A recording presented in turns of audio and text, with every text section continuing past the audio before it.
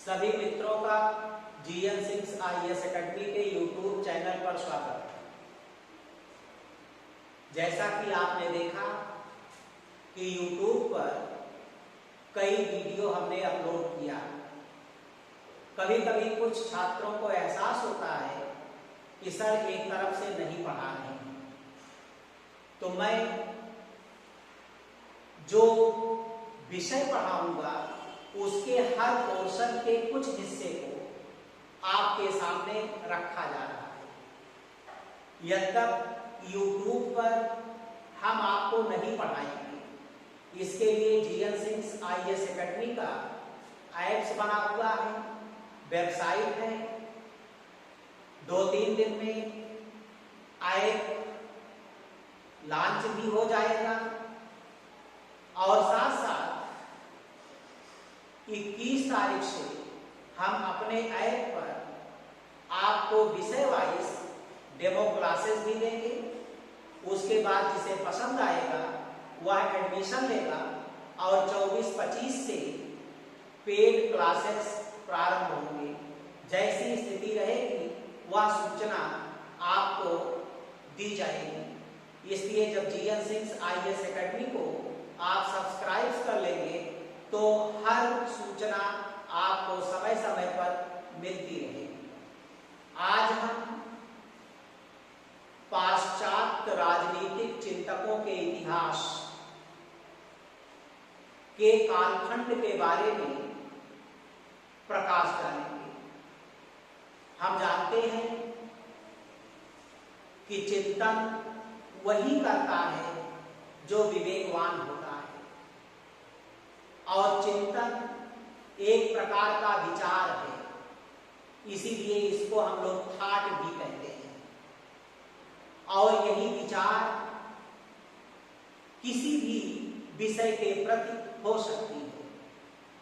जैसे एक समाजशास्त्री जब चिंतन करता है तो समाज के बारे में करता है।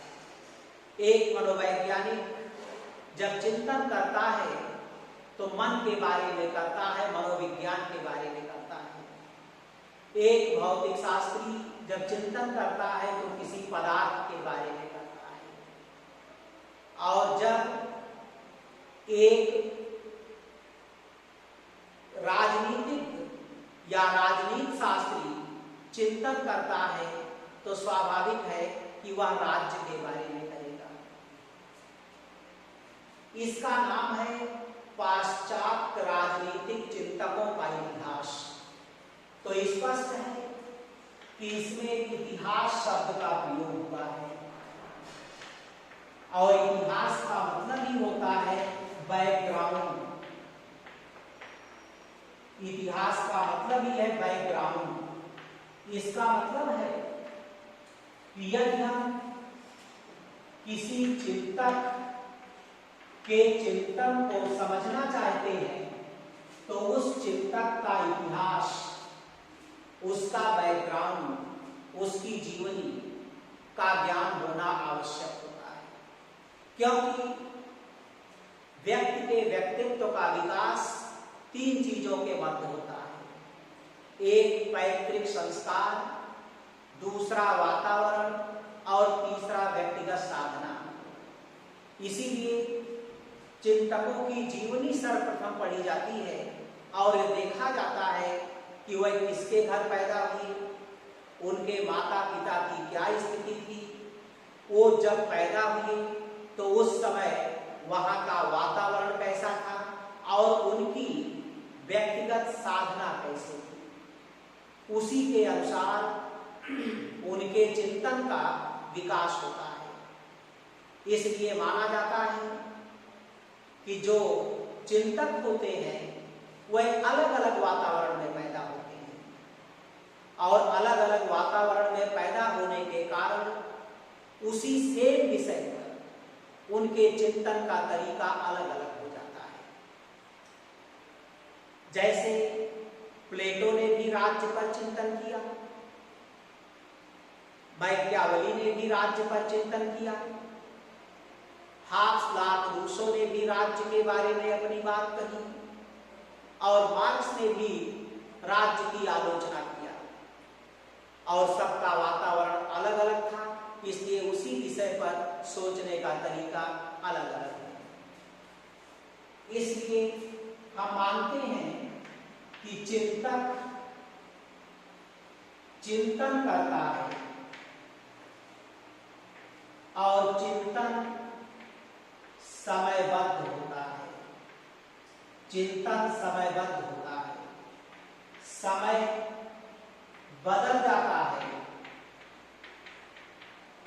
समय बदल जाता है तो चिंतन भी बदल जाता है।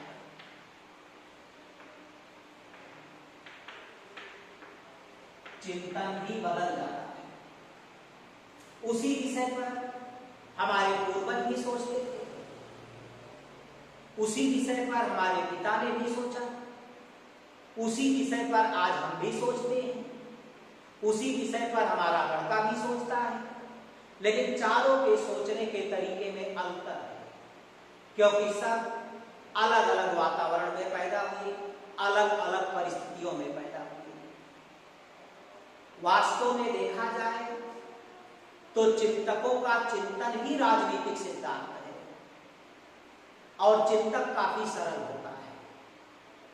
लेकिन जब किसी चिंतक के चिंतन को हम समझने का प्रयास करते हैं तो हमें तटस्थ होकर उस वातावरण में प्रवेश करना चाहिए जिस वातावरण में रहकर उसने अपनी बात कही। अगर उसके चिंतन को आज के परिवेश में हम सोचेंगे तो शायद वह हमें काल्पनिक लगेगा और हम उसके बारे में तमाम आलोचनाएं भी करने लगेंगे। इसलिए जब हम चिंतक को पढ़ते हैं तो हमें निरपेक्ष होकर के उस वातावरण में जाना पड़ता है। यही कारण है कि अगर प्लेटो ने कोई बात सोचा, अरस्तु ने कोई बात सोचा, तो वह अपनी परिस्थितियों, अपने पर्यावरण से प्रभावित थे। शायद उस काल में होते तो हम भी वैसे नहीं सोचते। लेकिन आज हम जब 21वीं शताब्दी में रह रहे हैं, आज हम साइंस एंड टेक्नोलॉजी के युग में रह रहे हैं, तो हमारे सोचने का तरीका अलग है। इसलिए उस विषय वस्तु को जब हम आज के वातावरण में लाने का प्रयास करेंगे तो उसमें हमको तमाम कमियां दिखाई पड़ेंगी, कल्पनाएं दिखाई पड़ेंगी। इसलिए उसकी सच्चाई को हम समझ नहीं पाएंगे। स्वाभाविक है, हमने पहले भी वीडियो में चर्चा किया है कि राजनीति शास्त्र का केंद्रीय विषय राज्य है। तो स्वाभाविक है कि जितने भी राजनीतिक चिंतक हैं सभी ने राज्य पर चिंतन किया होगा और हमें ये भी बताया कि राजनीति का केंद्रीय विषय राज्य है और राज्य समाज में बना। जब समाज के एक निश्चित भूक्षेत्र में किसी सत्ता का निवास हो जाता है तो वह राज्य बन जाता है। अब स्वाभाविक है कि समाज गत्यात्मक है, परिवर्तनशील है। समाज बदला तो राज्य बदला, राज्य बदला तो राजनीति भी बदली। इसीलिए प्राचीन काल के समाज के चिंतकों ने जिस प्रकार के राज्य पर चिंतन किया उस प्रकार का चिंतन मध्यकाल में नहीं दिखाई पड़ता और प्राचीन काल और मध्यकाल में जो चिंतन दिखाई पड़ता है वो आधुनिक काल में नहीं दिखाई पड़ता और आधुनिक काल में जो चिंतन दिखाई पड़ता है आज वो 20वीं शताब्दी यानी समसामयिक युग में नहीं दिखाई पड़ता। यही कारण है कि हमें किसी चिंतक के चिंतन को पढ़ने के लिए उसकी जीवनी को समझना आवश्यक है, उसके भौगोलिक परिवेश को समझना आवश्यक है, वहां के समाज को समझना आवश्यक है, उस समाज में विद्यमान परिपाटियों का समझना आवश्यक है, उस समाज में प्रचलित व्यवस्था का समझना आवश्यक होता है।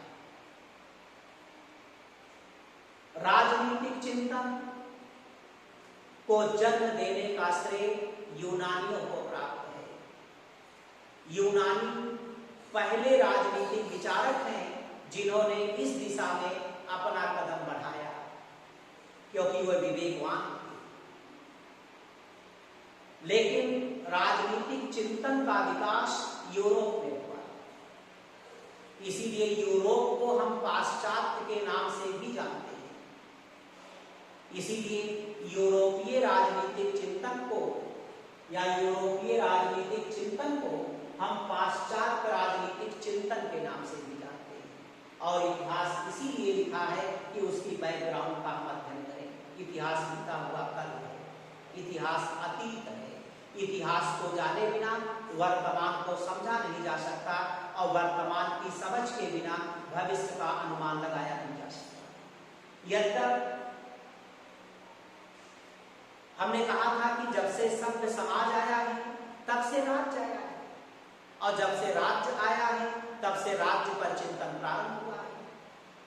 लेकिन यह चिंतन भारत में भी था। भारत का चिंतन यूनान से भी पुराना है। यहां तक कि आप मनु को देखिए तो मनु ने भी चिंतन किया, जो कि प्लेटो के भी पहले थे, सुकरात के भी पहले माने जाते हैं। अरस्तु से पहले राजनीति शास्त्र की विधा कौटिल्य दे चुके थे, लेकिन फिर भी वह उनके नाम के साथ नहीं जुड़ पाया। क्यों? क्योंकि कोई भी चिंतन अपनी पूर्णता को तब तक नहीं प्राप्त कर सकता जब तक उसमें वैज्ञानिकता और क्रमबद्धता ना हो।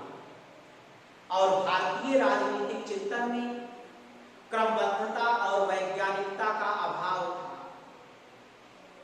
यहां हर विषय का मिला जुला अध्ययन था।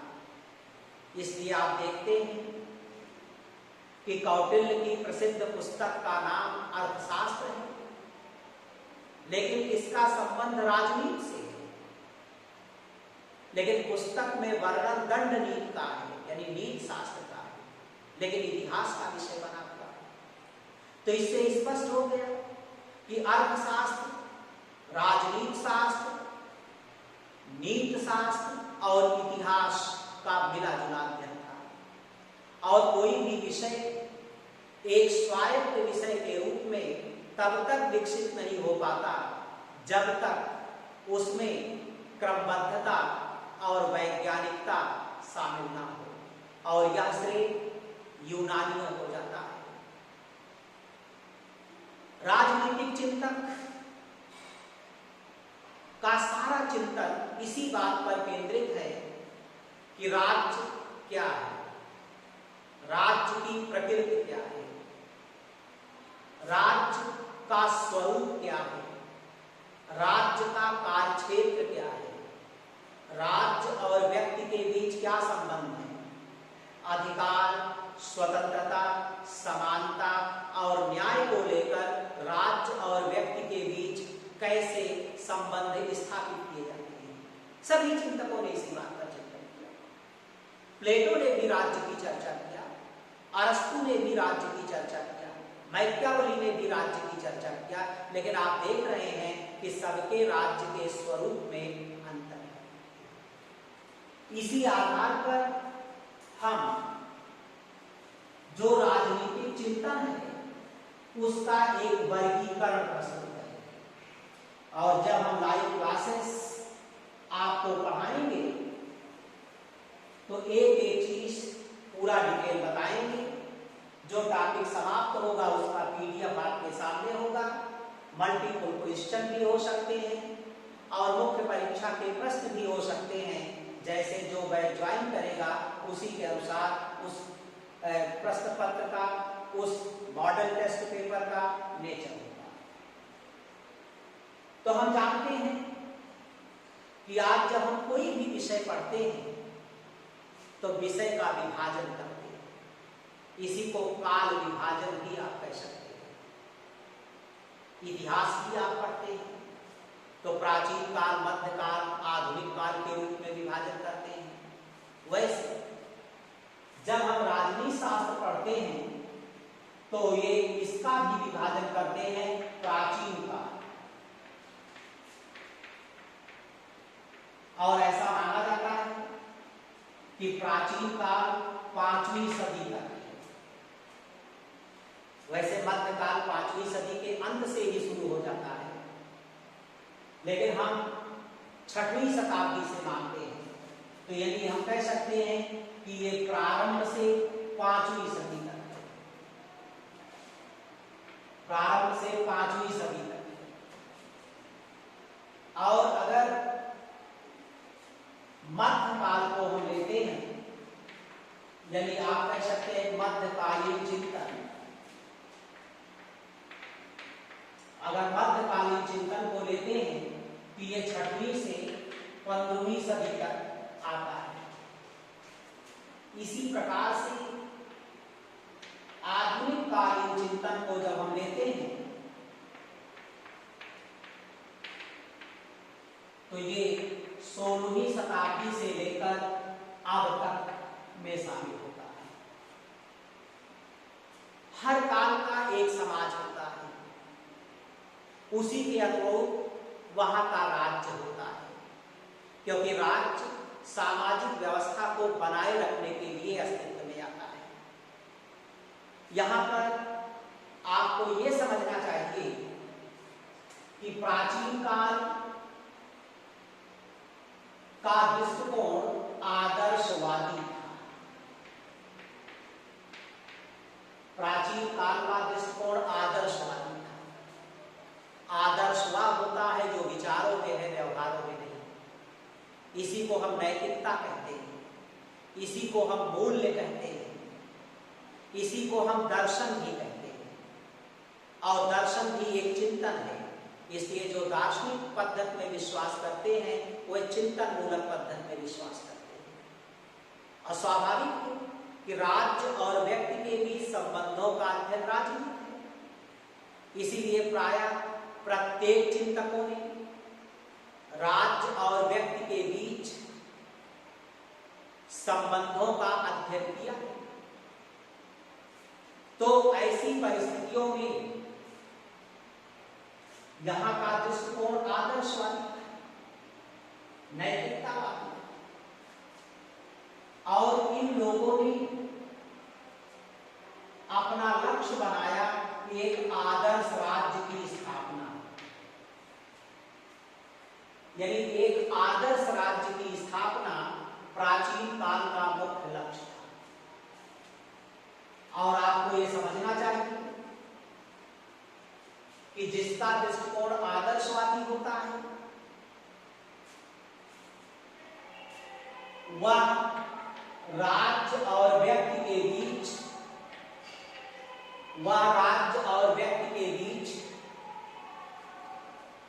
एक सहयोगी संबंध मानता है।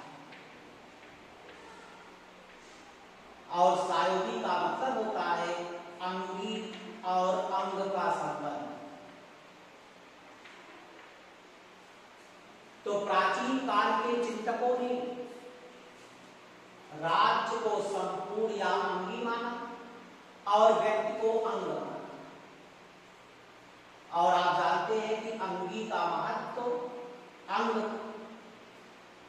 यानी अंग का महत्व अंगी के साथ है, और अंगी से अलग अंग का कोई अस्तित्व नहीं है। इसलिए प्राचीन काल के चिंतकों ने इस बात को स्थापित किया कि व्यक्ति का महत्व राज्य के साथ है, राज्य से अलग व्यक्ति का कोई अस्तित्व नहीं है। क्यों? ऐसा नहीं है कि उन्होंने व्यक्ति की उपेक्षा किया। उनका दृष्टिकोण व्यक्ति के प्रति था, लेकिन जो उनका थाट था, जो चिंतन था, वह यह था कि यह संपूर्ण है और यह अंश है, और अंश अपना विकास संपूर्ण के साथ कर सकता है। इसलिए यदि व्यक्ति को अपना सर्वोत्तम प्राप्त करना है तो उसे राज्य में रहना होगा। राज्य से अलग, राज्य से परे उस व्यक्ति का कोई अस्तित्व नहीं होगा। अतः स्पष्ट है कि जो प्राचीन काल के चिंतक हैं जिसमें यूनानी चिंतकों को रखा जाता है, उन्होंने संपूर्ण के विकास पर ज्यादा बल दिया और ये देखा कि अगर संपूर्ण अच्छा होगा तो अंश अपने आप अच्छा हो जाएगा। यही कारण है कि प्लेटो ने भी कहा कि राज्य व्यक्ति का बृहद रूप है, यानी जो गुण जो लक्षण छोटे स्तर पर एक व्यक्ति में पाया जाता है, वही लक्षण या वही गुण बड़े स्तर पर राज्य में पाया जाता है। इसीलिए व्यक्ति के सारे गुण राज्य में विद्यमान हैं। इसीलिए व्यक्ति को अगर बड़े स्तर पर व्यक्त कर दिया जाए तो वही राज्य है। इसलिए राज्य और व्यक्ति में कोई अंतर नहीं है। प्राचीन काल के चिंतकों में प्लेटो और अरस्तु को विशेष रूप से रखा गया है और आपके पाठ्यक्रम में चाहे जो पाठ्यक्रम हो आईएएस से लेकर टीजीटी तक में प्लेटो और अरस्तु को रखा जाता है। अब स्वाभाविक है कि दोनों एक ही काल में पैदा हुए थे, दोनों एक ही वातावरण में पले बढ़े, इसीलिए दोनों का लक्ष्य एक है, लेकिन उस लक्ष्य को प्राप्त करने का तरीका अलग अलग है। अलग अलग क्यों है?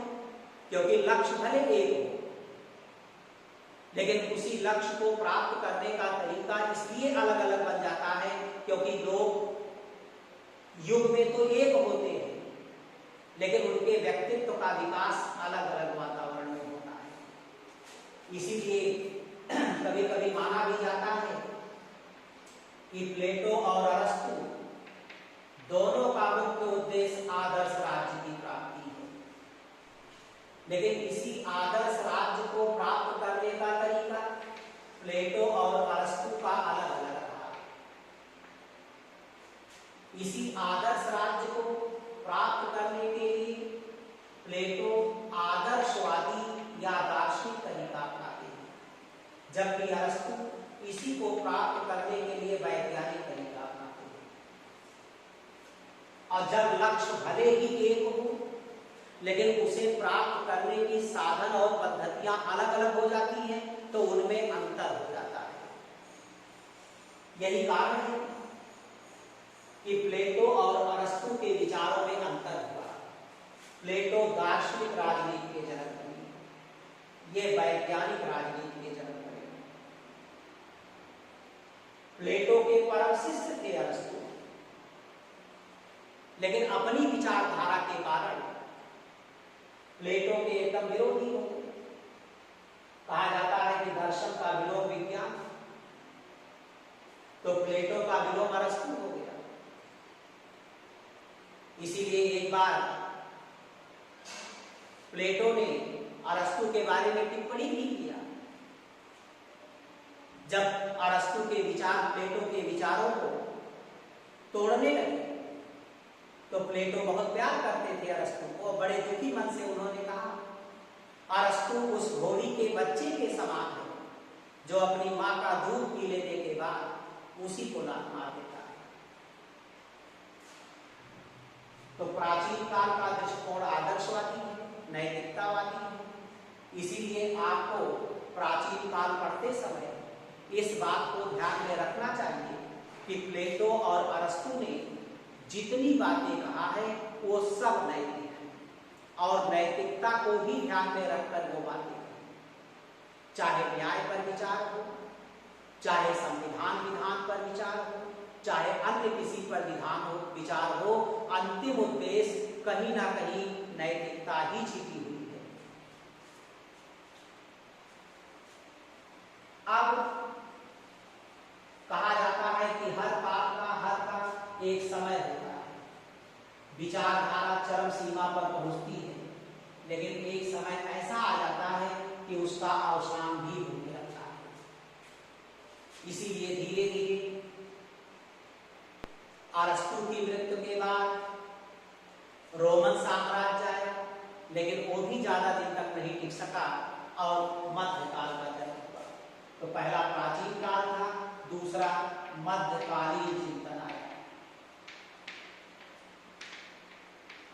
और मध्यकाल का मतलब ही होता है कि धर्म आधारित, यहाँ धर्म की प्रधानता है। इसीलिए राजनीति का विषय है तो राज्य यहाँ भी है, लेकिन यहाँ पर धर्म राज्य की बात की जाएगी।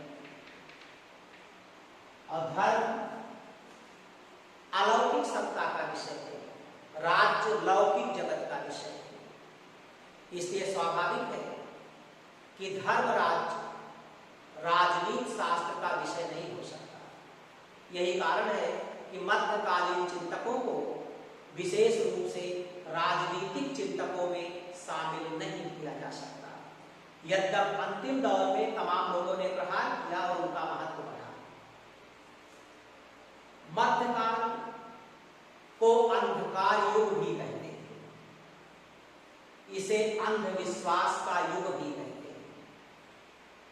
क्यों? क्योंकि इस काल में तर्क और विवेक का अभाव था। यहां हर विषय का आधार आस्था थी। इसीलिए कहा जाता है कि यह युग अंधविश्वास पर आधारित है। और अंधविश्वास का शाब्दिक अर्थ होता है कि किसी विषय को तर्क और ज्ञान की कसौटी पर कसे बिना आंख मूंद कर विश्वास कर लेना अंधविश्वास कहलाता है। जैसे किसी ने कहा गणेश जी दूध पी रहे हैं, तो आप भी गए 10 लीटर उनके ऊपर गिरा दिए, यह अंधविश्वास है। क्योंकि जब तर्क और विज्ञान दोनों समाप्त हो जाता है तो अंधविश्वास पैदा हो जाता है। और मध्यकाल इसी पर आधारित था।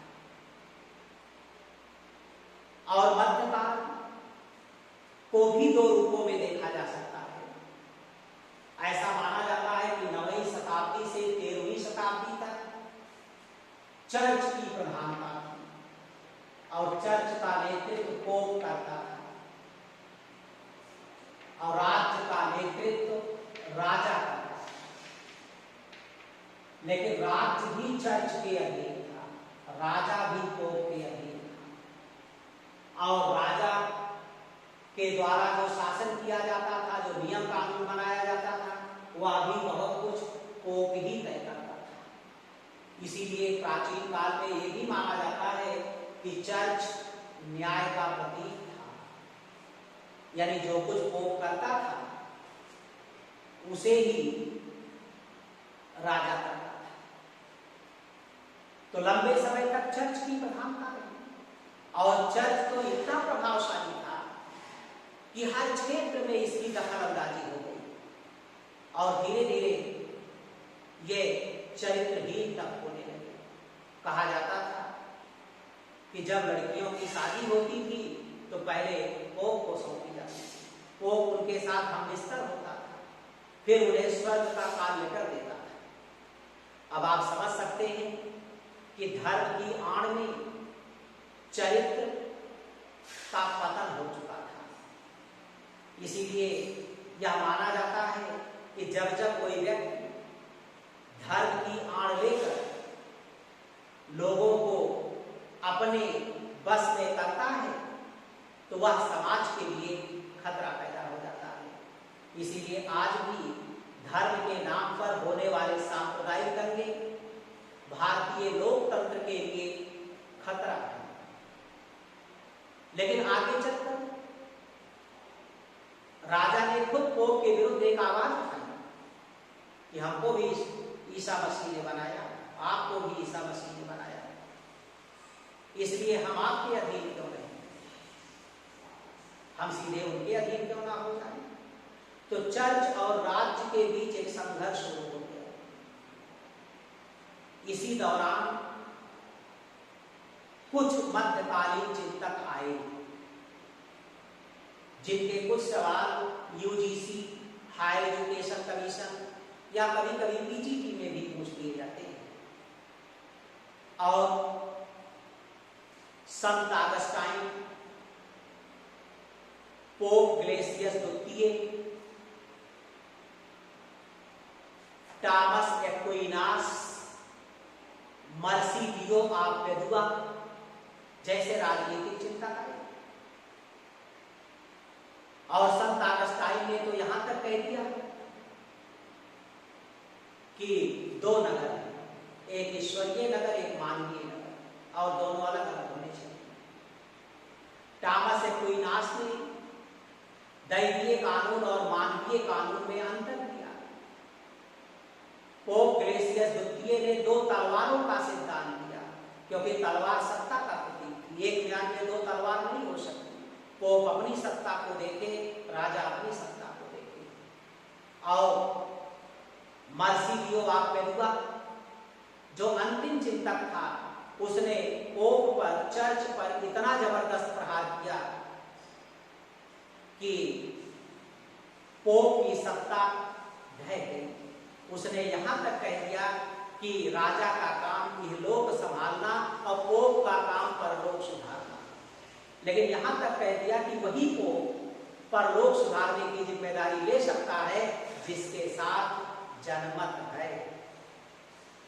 और इस तरह से चर्च का महत्व कम होने लगा। और इसी दौरान यूरोप में कुछ आंदोलन चले, जैसे काउंसिलियर आंदोलन, जिसको परिषदीय आंदोलन भी कहा जाता है। पुनर्जागरण आंदोलन चला,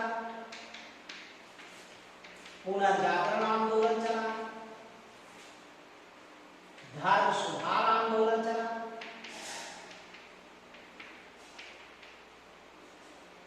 व्यापारिक वाणिज्यिक क्रांति हुई,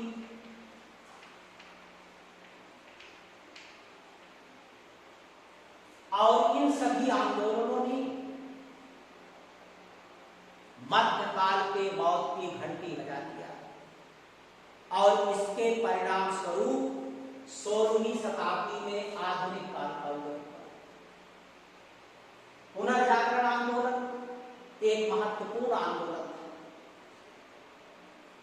इसे अंग्रेजी में कहते हैं रेनेसां, और इसका अर्थ है ज्ञानोदय। यानी जब ज्ञान और विज्ञान का जन्म हुआ तो लोग अंधविश्वास से बाहर निकलकर जीवन की वास्तविकता के बारे में विचार करने लगे। इसीलिए इस आंदोलन को सांस्कृतिक आंदोलन भी कहा जाता है। परीक्षा में पूछा जाता है पुनर्जागरण आंदोलन कैसा आंदोलन है, तो कल्चरल मूवमेंट। कल्चर क्या होती है, संस्कृति क्या होती है? संस्कृत वह होती है जो जीवन के हर क्षेत्र को प्रभावित करती है। अगर हम संक्षेप में कहें तो मूल्यों, आस्थाओं और विश्वासों का ही दूसरा नाम संस्कृति है। इसी को संस्कार भी कहते हैं, इसी को तमीज और तहजीब भी कहते हैं। गांव में कभी कभी इसी को सहूर भी कहते हैं। और जब बच्चा पैदा होता है तो जीवन की पहली सांस लेता है, और मरने के पहले व्यक्ति जीवन की अंतिम सांस लेता है। तो पहली सांस और अंतिम सांस के बीच मनुष्य के जितने भी क्रियाकलाप होते हैं सब संस्कृत हैं। खाना, पीना, उठना, बैठना, रोना, धोना, दुआ, सलाम, चलना, पढ़ना, सब संस्कृत है। लोग कहते हैं इन्हें खाने का सबूत नहीं है, इन्हें पहनने की तमीज नहीं है, इन्हें बोलने का कोई संस्कार नहीं है, इन्हें नहाने की संस्कृत नहीं आती, तो सब संस्कृत जीवन के हर क्षेत्र को प्रभावित किया। जिसे हम कहते हैं सामाजिक, आर्थिक, राजनीतिक, धार्मिक सभी क्षेत्रों को प्रभावित किया।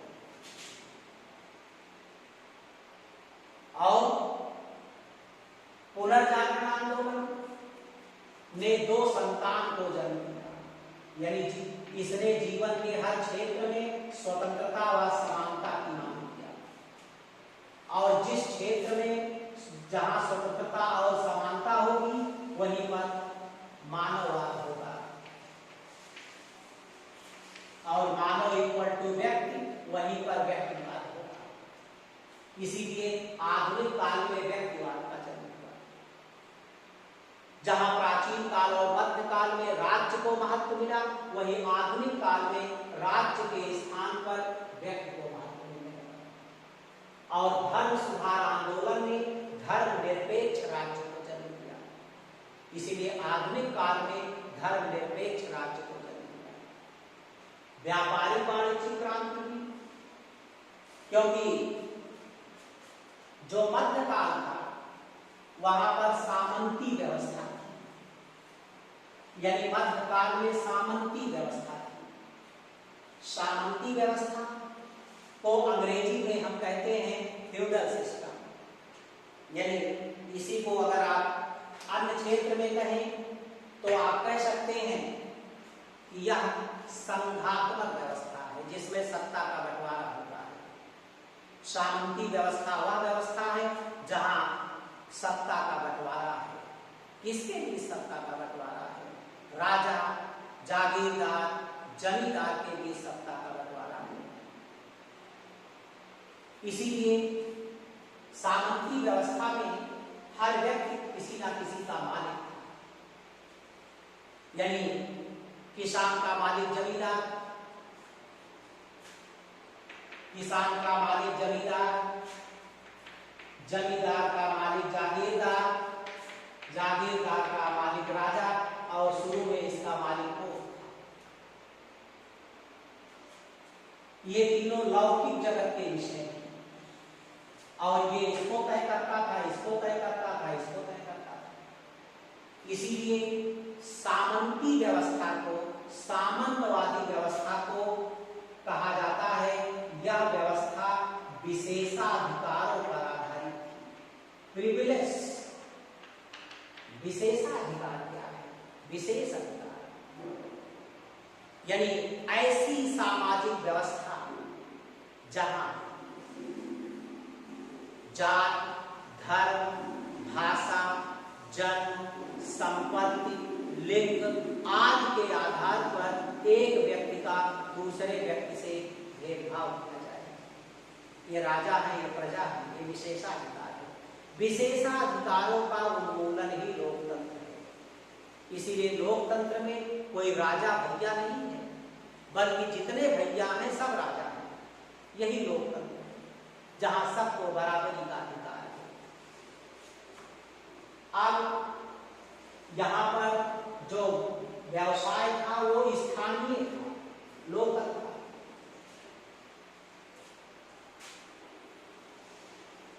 पूरे का मालिक राजा था।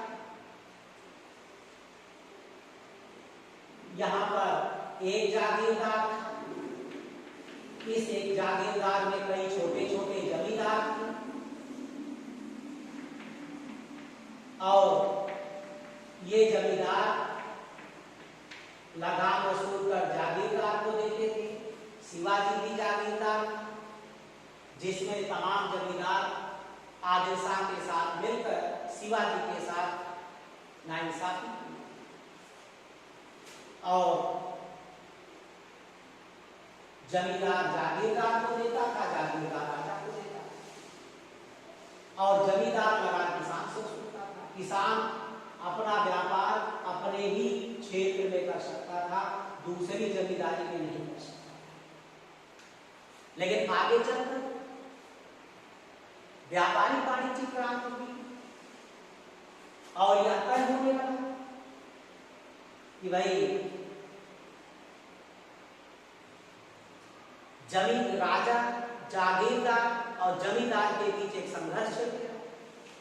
तो जब तीनों के बीच एक संघर्ष छिड़ा तो बड़ी संख्या में जनता थी, किसान थी।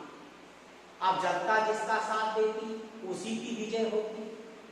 अब जनता ने तय किया कि सभी दुष्ट हैं, इसलिए किसी बड़े का साथ दिया जाए। जनता ने राजा का साथ दिया, जमींदार और जागीरदार बीच से हट गए और अब बचा राजा और ये बची जनता।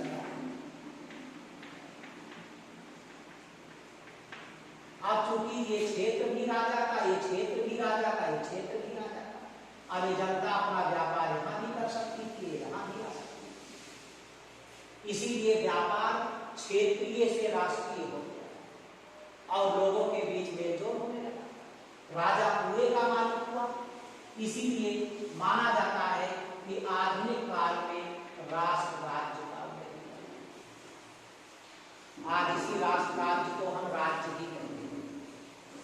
तो कभी कभी ये सवाल पैदा होता है कि राष्ट्र राज्य के उदय में किस क्रांति ने महत्वपूर्ण भूमिका निभाई। तो 3 क्रांतियों का नाम आता है कि पुनर्जागरण आंदोलन, धर्म सुधार आंदोलन, व्यापारिक वाणिज्यिक क्रांति ने राष्ट्र राज्य के उदय में महत्वपूर्ण भूमिका निभाई। और इसी आधुनिक काल का पहला चिंतक मैकियावेली बना। इसलिए मैकियावेली को राष्ट्र राज्य का जनक भी कहा जाता है। और मैकियावेली पहला विचारक बना जिसने राज्य शब्द का प्रयोग अपनी प्रसिद्ध पुस्तक प्रिंस में किया। इसे आधुनिक काल के चिंतकों में मैकियावेली के बाद हाब्स, लॉर्ड रूसो का नाम आता है, बेंथम और मिल का नाम आता है, ग्रीन, ईगल का नाम आता है, मार्क्स, माओ, लेनिन का नाम आता है। लेकिन जब हम यूजीसी और हायर एजुकेशन कमीशन की परीक्षा में पढ़ते हैं तो कुछ समसामयिक चिंतकों को भी जोड़ दिया गया है, जैसे हन्ना आरेंट हैं, जैसे ग्रामशी हैं, अन्य लोगों को जोड़ा गया है। तो इनके चिंतन का कोई विस्तार नहीं है। जो हम पॉलिटिकल थ्योरी में पढ़ते हैं वही चिंतन यहाँ भी दिखाई पड़ता है। मैं लंबा वीडियो नहीं बनाना चाहता। इसी के साथ हम आज अपनी वाणी को विराम देते हैं। धन्यवाद।